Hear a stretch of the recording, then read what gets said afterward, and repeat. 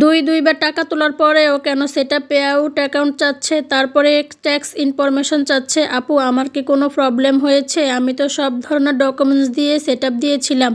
তো সেরকমই আমার একজন আপু আমাকে ইনবক্স করেছিল। তো আজকে আমি সেই ব্যাপারে আপনাদের সাথে আলোচনা করব। তো চলুন রান্না করতে করতে আপনাদের সাথে আলোচনাটা করব।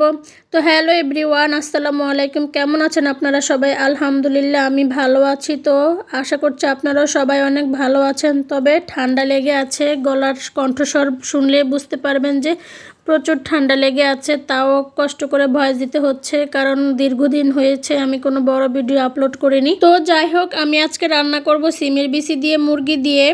তো এই মুরগিটা হচ্ছে পাকিস্তানি কক। এটা দিয়ে সিমের বিচি দিয়ে রান্না করলে কিন্তু অনেক বেশি মজা লাগে। আর আমি এখানে ভালো করে মশলাটাকে কষিয়ে নিচ্ছিলাম। এখানে আমি মুরগি রান্না করতে সব ধরনের মশলা ইউজ করেছি। আর এটা বলার কিছু নাই, সবাই মুরগি রান্না করতে পারে। সব মশলা দিয়ে আমি এটাকে ভালো করে কষিয়ে নিচ্ছিলাম। তো এই যে দেখুন, আমার কিন্তু মশলাটা কষানো অনেকটাই হয়ে গিয়েছে, একদম পুরা ভাজা ভাজা হয়ে গিয়েছে আমার মশলাটা। যে কোনো রান্নার মশলাটা যদি ভালো করে কষানো হয় তাহলে সেই রান্নাটা খেতেও কিন্তু দারুণ লাগে।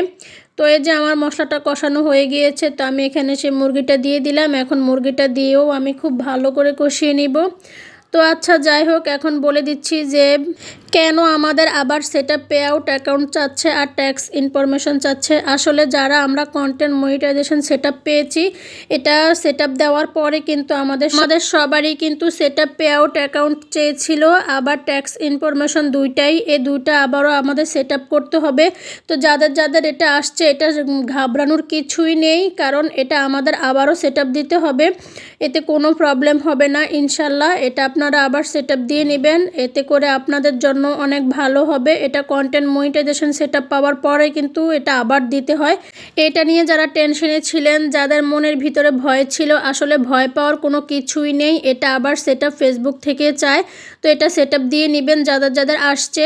তো আশা করছি আমি আপনাদেরকে বুঝাতে পেরেছি যে কেন pay out account set up চেয়েছিল।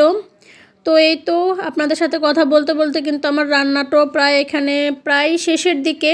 আমি কিন্তু এখানে মুরগিটাকে ভালো করে কষিয়ে নিয়ে তারপর আমি এখানে সিমের বিচিটা দিয়ে দিয়েছি। এই সিমের বিচিটা আমার ফ্রিজে ছিল ফ্রোজেন করা, কারণ আমি সিজনের সময় কিন্তু সিমের বিচিগুলি ফ্রোজেন করে রাখি, হালকা একটু ভাপ দিয়ে তারপর ফ্রোজেন করে রেখে দিই। এটা আমি সারা বছর খেতে পারি, একদম ফ্রেশ থাকে, কোনো প্রবলেম হয় না।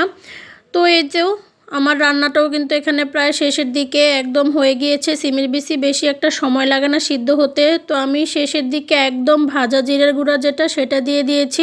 এটা দিলে এক্সট্রা একটা ফ্লেভার পাওয়া যায়। আর ধনেপাতা দিয়েছি এই কারণ যেহেতু সিমের বিচি দিয়েছি, তাই ধনেপাতাটা আমি ব্যবহার করেছি এখানে।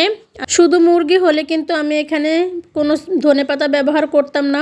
তো যাই হোক, আজকের ভিডিওটা ভালো লেগে থাকলে সবাই লাইক কমেন্ট শেয়ার করে পাশে থাকবেন। আল্লাহ হাফেজ।